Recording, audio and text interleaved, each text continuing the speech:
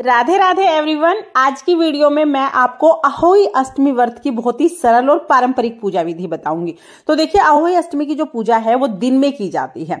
10-11 बजे के बाद दिन में आप कभी भी ये पूजा कर सकते हैं। जहां पूजा करेंगे उस जगह को अच्छे से हम साफ कर लेंगे। फिर देखिए, पहले तो गोबर मिट्टी से लीपा जाता था। आजकल गोबर और मिट्टी से तो लीपना पॉसिबल नहीं है। थोड़ी सी हल्दी डाल के और जल के छींटे लगाकर इस जगह को हम थोड़ा सा लीप लेंगे, यानी हल्दी से इस जगह को हम शुद्ध कर लेंगे।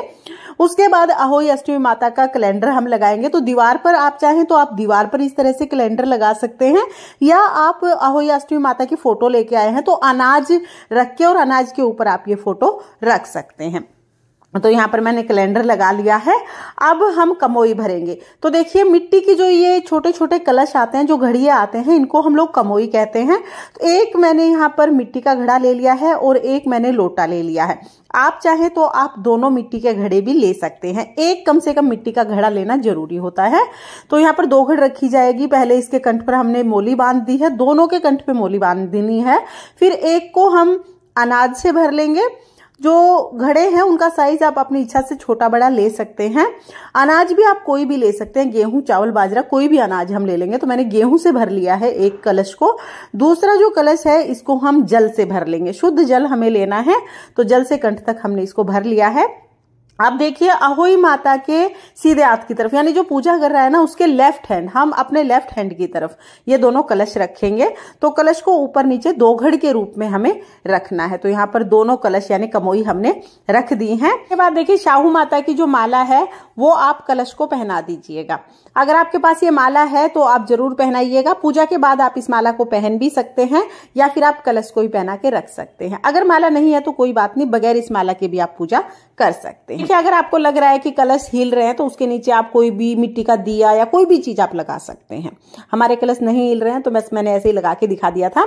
इसके बाद हम अनाज रख देंगे। तो किसी भी कटोरी या प्लेट में भर के हम अनाज अहोई माता के पास ही रख देंगे। अब जल के छींटे लगाकर भाव रूप में हम सभी को स्नान करा देंगे। इसके बाद हम देसी घी का दीपक जलाएंगे। अगर आपके यहाँ दीपक नहीं जलाया जाता है तो आप सिर्फ अनाज रख दीजिएगा। फिर देखिए, जो कलश हैं उन पर तो हमने पहले ही मोली बांध दी थी।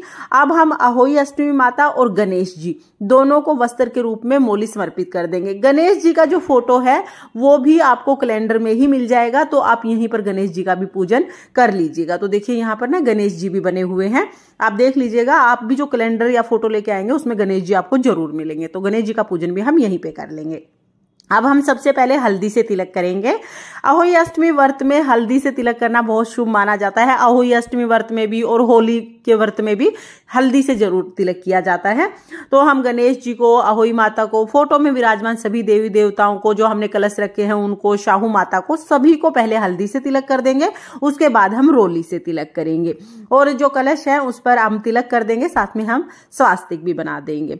इस तरह से तिलक करेंगे। फिर हम तिलक पर अक्षत यानी चावल समर्पित कर देंगे। उसके बाद हम भोग में पूड़े, पूरी, हलवा, आपके यहाँ पर जो भी पकवान बनाया जाता है वो हम भोग में समर्पित कर देंगे। जो भी आप भोग समर्पित करेंगे वो कलश के ऊपर भी हमें जरूर रखना है। और देखिए, क्योंकि ये कहानी दिन में सुनी जाती है, दिन में ये पूजा की जाती है और बहुत लोगों के यहाँ पर शाम के समय पकवान बनाए जाते हैं। तो अगर आपके यहाँ पर पकवान शाम के समय बनाए जाते हैं तो फिर आप पताशे का भोग समर्पित कर सकते हैं। तो यहाँ पर पताशे का भोग समर्पित करना बहुत शुभ होता है। पताशे का भोग आप समर्पित कर दीजिएगा।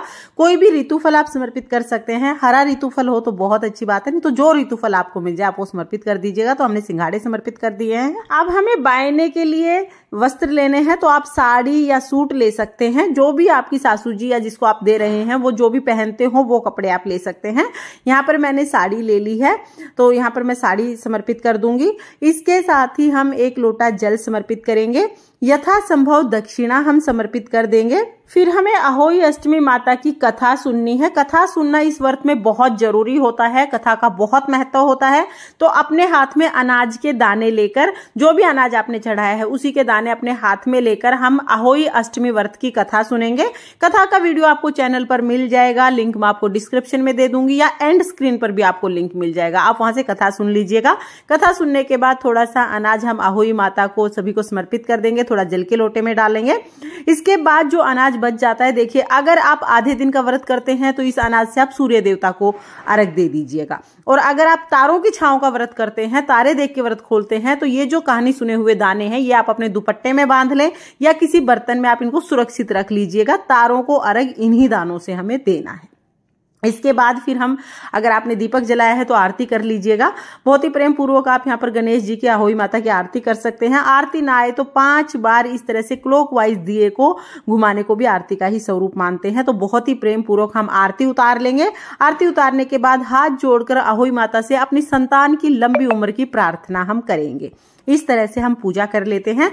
पूजा करने के बाद अपने हाथ में थोड़ा सा जल लेंगे और जो हमने साड़ी या सूट जो भी चढ़ाया है इसके ऊपर से 2 बार हम इस जल को वार देंगे और फिर हम हाथ जोड़ लेंगे। इस तरह से हम बायना निकाल देते हैं। इस तरह से अहोई अष्टमी व्रत की पूजा पूर्ण हो जाएगी। पूजा के बाद, क्योंकि दिन में हम ये पूजा करते हैं, इसलिए 1 लोटा जल हम सूर्य देवता को अर्घ दे देते हैं। तो ये जो लोटा है ये हम सूर्य देवता को अर्घ दे देंगे। और जो भी हमने बायने के रूप में जो चीजें चढ़ाई हैं, जो भी हमने साड़ी, सूट या जो भी हमने खाने का सामान, दक्षिणा चढ़ाई है, ये सारी चीजें हम अपनी सासू जी को दे देते हैं। आप ये चीजें अपनी सासू जी को दे सकते हैं। आपकी सासू जी नहीं है तो ये सारी चीजें आप अपनी ननद को या जिठानी को दे सकते हैं। अगर आपकी सासू जी आपसे दूर रहती हैं तो आप कपड़े और खाने के सामान के नाम के पैसे आप निकाल दीजिएगा। जब भी आपकी सासू जी मिलेंगी तब आप उनको ये दे दीजिएगा। इस तरह से हम बायना निकालते हैं। इसके बाद देखिए, जो कमोई हमने रखी है, यानी जो कलश की दोघड़ हमने रखी है, इसके ऊपर जो फल रखे हैं वो आप उठा के बच्चों को दे सकते हैं। आपको जो चीज लगे कि ये खराब हो जाएगी वो उठा के आप बच्चों को दे सकते हैं। बाकी पताशे या कोई मिठाई आप इसके ऊपर जरूर रखिएगा, इसको खाली नहीं करते हैं।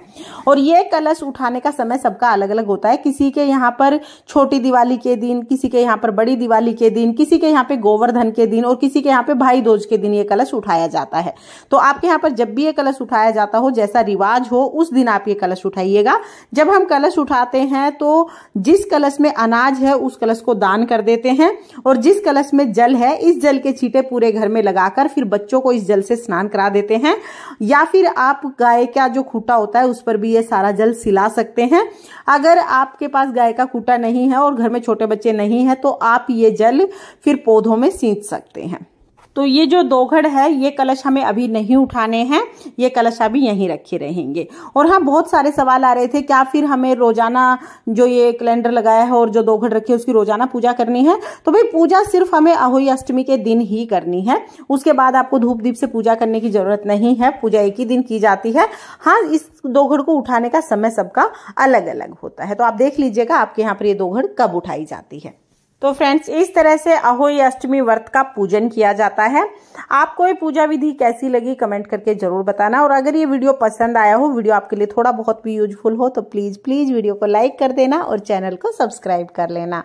जय अहोई अष्टमी माता। राधे राधे।